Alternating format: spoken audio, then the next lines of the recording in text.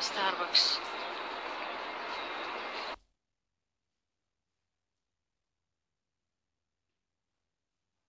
صبحكم الله بالخير من المدينة. الحمد لله رب العالمين، رحت وصليت وشفت المكان وصليت بالروضة، بس الزحمة كانت وايد كبيرة وما قدرت أصور كل شيء. بس توضيح صغير على البازار اللي راح يصير اليوم. أنا عادة لما أتفق مع أي جهة منظمة عشان أحضر المعرض يكون لي أجر معين علشان الحضور، هذا هو أجري، ما لي أي رسوم ثانية. باللحظة اللي أعلنا فيها عن حضوري المدينة ما شاء الله عدد كبير من الناس كانوا يبي.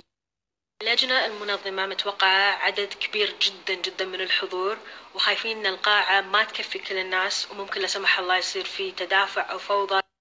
فأنا سألت أمس المنظمين كنوع من التنظيم والتقنين عشان لا يصير في لوية وازدحام، صار في رسوم حق باقي الفعاليات منها لقاء دخول المعرض والتعرف على البازار والتسوق. أكيد هذا راح يكون مجاني. والله العظيم لو علي أبسط عند باب المعرض وأقعد معاكم.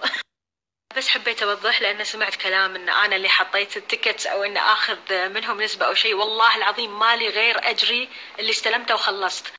ثانية بعد لأنه وايد ناس قاعد يقولون نهى ليش ما تقولين أنتي وين، خلينا نلتقي فيك، خلينا نيج، لأنه ما بيصير تجمعات في أماكن عامة ويصير في شباب. ما أقدر أخذ راحتي معاكم إلا بالمعرض لأنه راح يكون دخول نسائي فقط. فإن شاء الله نشوفكم كلكم ونلتقي فيكم ونصور معاكم كلكم، ما حد يطلع. شغلة ترقع بقلبي. بالنسبة حق اللي يقولون ليش جايبين شخصية إعلامية حق بازار نسائي أو بازار نسائي، يعني أكيد بيبون بنت، وبعدين أنا راح أدعمهم وأحط لهم إعلانات وأفرفر عليهم بوث أستعرض شغلهم. الله يوفقهم إن شاء الله، بس ما أعتقد هالشيء يزعل أحد يعني. خلونا بدال القيل والقال نتمنى التوفيق حق مشاركات اليوم. راح يكون في دعم مشاريع صغيرة وراح يكون في دعم حق مشاريع إخواننا ذوي الاحتياجات الخاصة، شيء وايد حلو.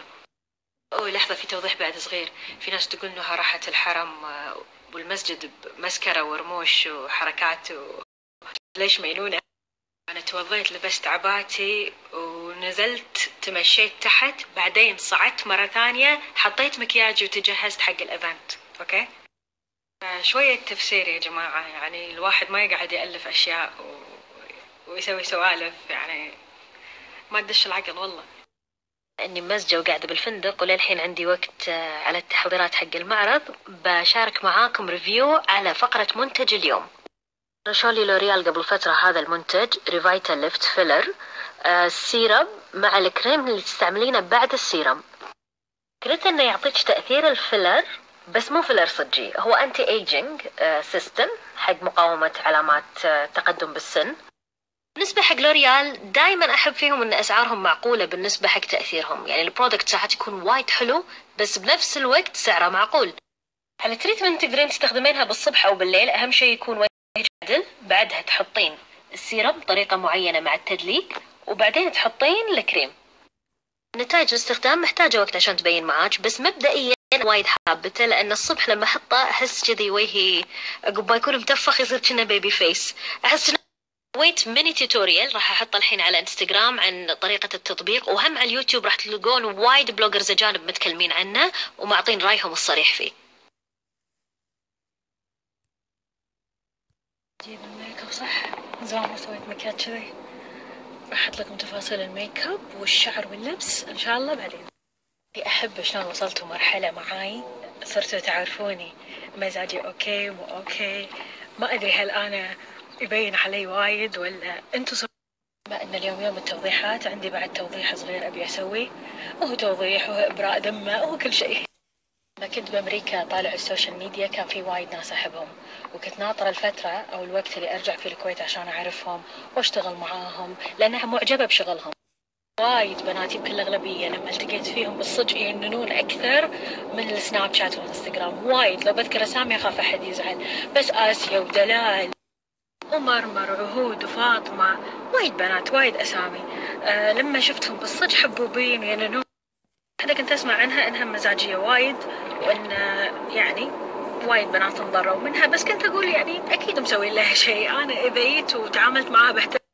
أعتقد إن في أحد ممكن يكره أحد ما يعرفه أو يتعامل بتعالي مع أحد ما يعرفه، وصادف إني اشتغلت معاها وراها بشهرين.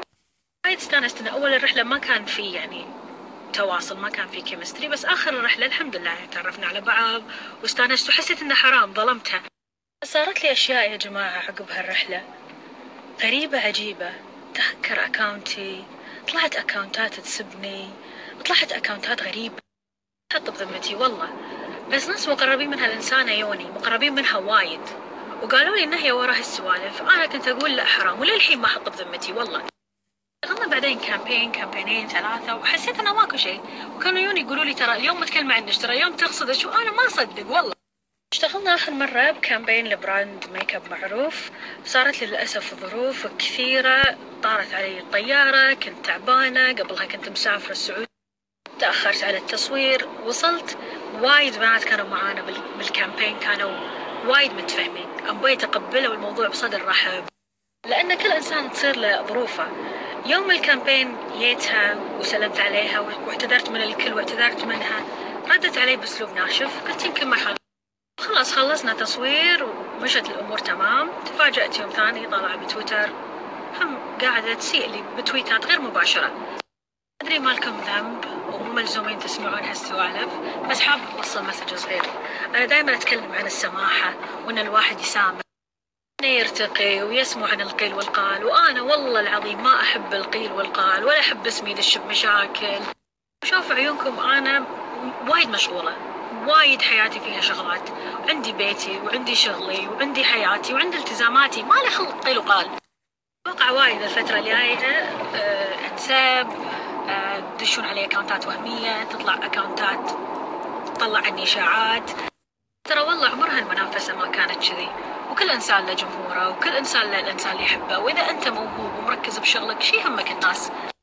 لا راح اخذ جمهورك، ولا راح اضايقك، ولا راح ابوق منك رزقتك. كل انسان ربي كاتب له رزقته، وكل انسان له شخصيته. الناس الطيبة اللي تتابعنا وتسوي لنا فولو علشان تحب شغلنا او تحب يومياتنا، ما لها ذنب، ما لها ذنب، نستعملها كوسيلة نصفي فيها حساباتنا. خلينا نصير وايد اكبر من كذي، وايد ارقى من كذي. الله يسامحك على اللي قاعد تقولينه، والله يوفق كل انسان، يوفقك ان شاء الله باللي قاعد تسوينه، ووفقني باللي قاعد اسويه. خلينا نرتقي، خلي المنافسة تصير شريفة، خلي الناس تشوف منا شغل حلو ونظيف.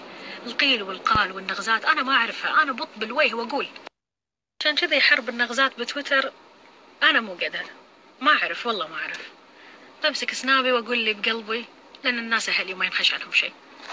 سامحوني مرة ثانية إذا طولت عليكم، يا رب يوفقني ويوفق كل البنات ويعطي كل إنسان على قد شغله ومجهوده. مرة أتكلم عن هالمواضيع لأني ما أحب الطاقة السلبية. أنا وين هالسوالف وين؟ خلونا بالمعارض وايد أحسن.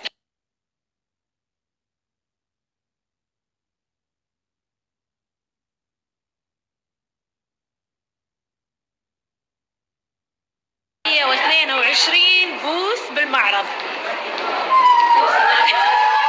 مرحبا.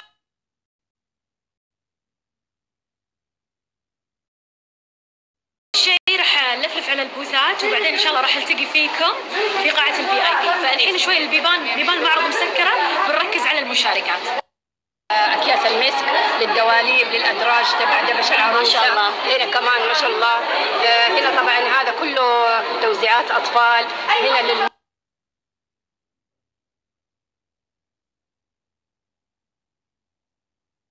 منتجات طبيعية.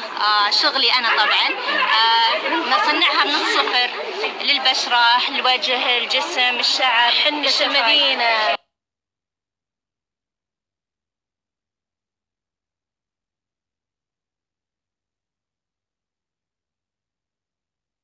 مشاركين دار جمالي بيوتي، شكرا حبيبتي.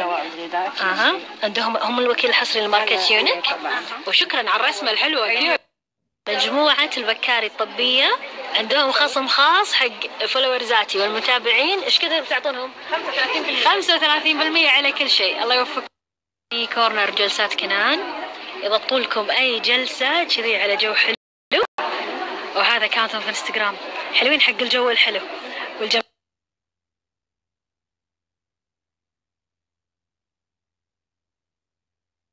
بيوتي للعبايات والشنط، وعندهم بعد هذه السماعات فناتك، سبيكر حق التليفون صوت عالي.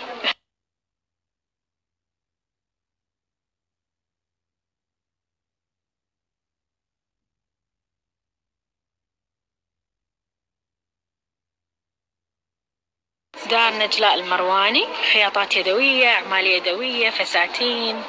الله يسعدك ويوفقك يا قلبي.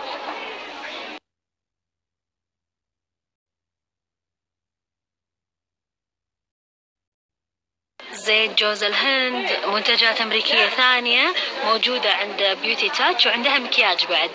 تعالوا شوفوها هني في المعرض، كوني أجمل.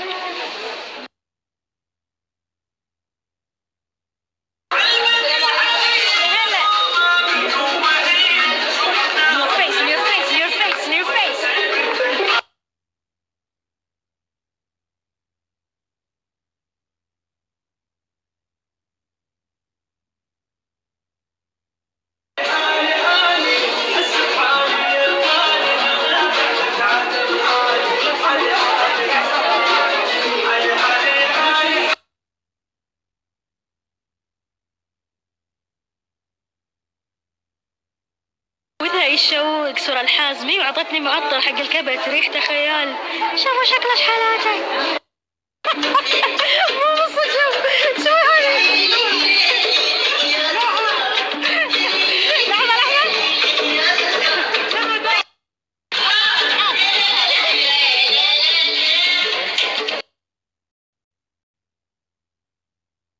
اليوم لبسي من تصاميم المصممة الجميلة ريهام. هذا بوثا يهبل، راح اصور لكم اللبس كامل بعدين.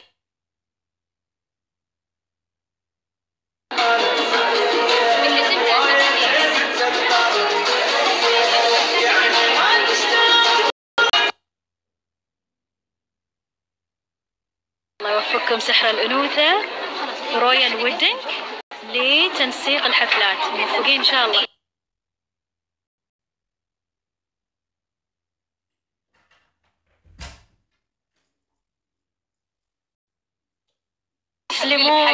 تسلمون يا خطوة، والله العظيم أخجلتوني. عسى الله يسعدكم. حبيبتي حبيبتي خطواتك أنت ودائما في الفوق. الله. مشاركة من الكويت، يا هلا يا هلا. بوتيك ليلى، دراريع رمضان، تجهيزات رمضان، هذه تشوقوا لنا يا حق صغار. الله يوفقك يا ليلى. هذا البوتيك يصممون حبيبتي، وعندهم بعد فساتين سهرة من أمريكا. شغلهم يبيله، تجون تشوفونه. ولقيت بعد منسقة حفلات ثانية يعطوكم تصميم مغربي، ريفي، أمريكي، فناتق.